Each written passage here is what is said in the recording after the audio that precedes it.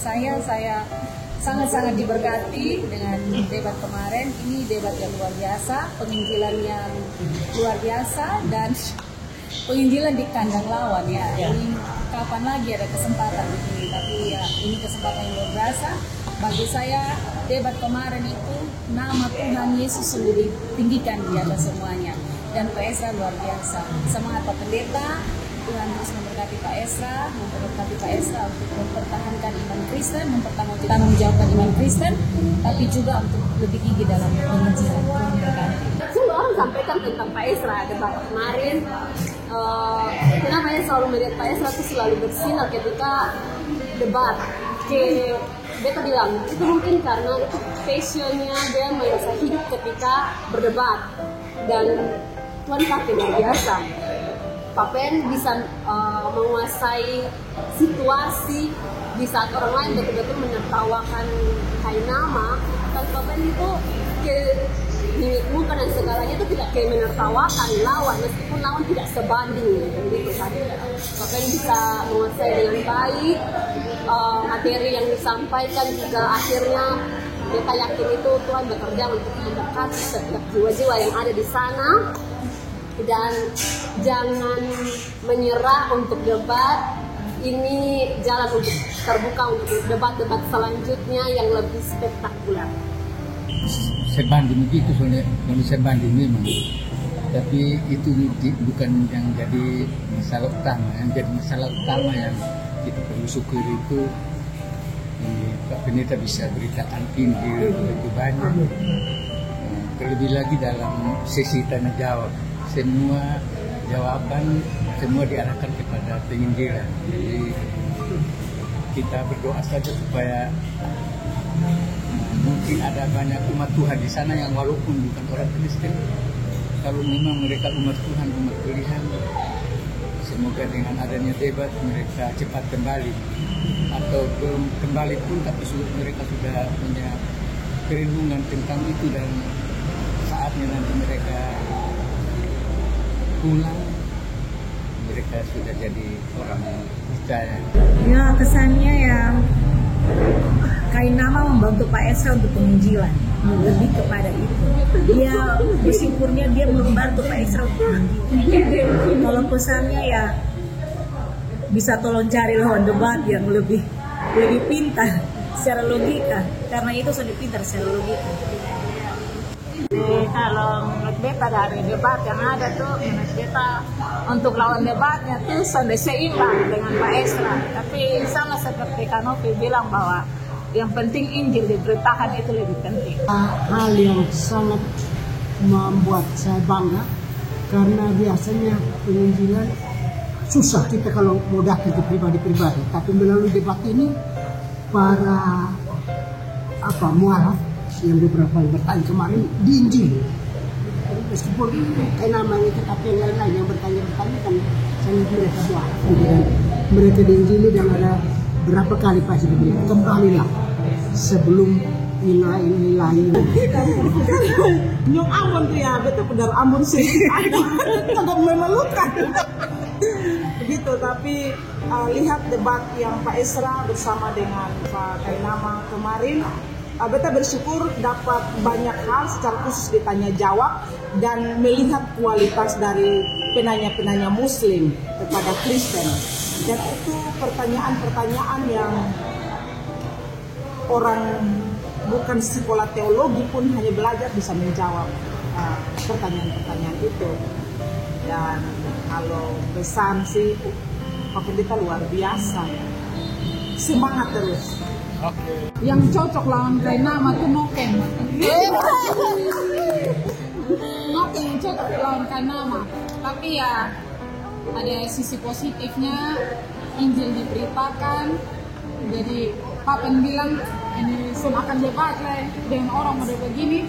Saya rasa Papen harus lanjut debat, karena kalau bandingkan kemarin dengan depan, Kainama kayaknya Injil lebih banyak. Kalau Bonggitan kurang. Jadi pesannya ya Papen tetap harus lanjut debat. Kalau ada yang ajak debat. Di dalam itu debat itu ada banyak kesalahan cara berpikir atau kesalahan logika yang begitu banyak dalam debat, sehingga saat ini Pak Pendeta memaparkan materi yang dibawakan, di situ terdapat ketidakmengertian atau yang ini kaidah maupun semuanya. Jadi dia ini Pak Pendeta online dia jawab baik. Kalau menurut kita ya Sebenarnya untuk acara debat-debat begini itu cukup kontroversial, bahkan di kalangan orang Kristen juga. Banyak juga orang Kristen yang beralasan untuk apalah debat-debat semacam ini ya. Juga sejumlah teman juga menolak debat begini karena lawan debat itu tidak sesuai dan sebagainya. Tapi sebenarnya motivasi beta di dalam debat ini ada beberapa sebenarnya. Yang paling pertama itu adalah untuk penginjilan. Yang kedua itu adalah untuk meneguhkan iman Kristen. Jadi orang-orang Kristen yang mengikuti perdebatan semacam itu mereka dikuatkan. Ya. Karena kita tahu bahwa walaupun argumentasi mereka receh-receh, tapi banyak orang Kristen yang tidak terdidik itu bisa terpengaruh. Jadi dengan begitu maka itu menentukan kembali. Oke, ya. Dan yang paling penting itu ya seperti tadi dibilang tuh, kalau kita lihat Kisah Rasul 18 ayat 28, Apolos itu menjadi sangat berguna bagi jemaat karena setiap hari dia membantah orang Yahudi di muka umum dan membuktikan bahwa Yesus adalah Mesias. Jadi perdebatan Apolos dengan orang Yahudi tidak dikatakan berguna bagi orang Yahudi, tapi berguna bagi jemaat. Ya, dan di situ dia memberitakan ini, yaitu dia memberitakan bahwa Yesus adalah Mesias. Jadi memang perdebatan bisa dipakai untuk ini. Nah, saya memang belajar ya, tapi sebenarnya beberapa jam, kira-kira 3 atau 4 jam terakhir sebelum perdebatan itu saya hanya habiskan yang berdoa saja. Saya berdoanya hanya minta Tuhan karena debatan itu tujuannya untuk memberitakan. Jadi saya minta supaya ada banyak kesempatan untuk dan ternyata Tuhan jawab bahwa itu Tuhan kabulkan bahwa itu di mana ada cukup banyak kesempatan untuk berkata Injil. Setiap kali mereka bertanya, pertanyaan mereka itu sama seperti buka gerbang menuju Injil. Ya.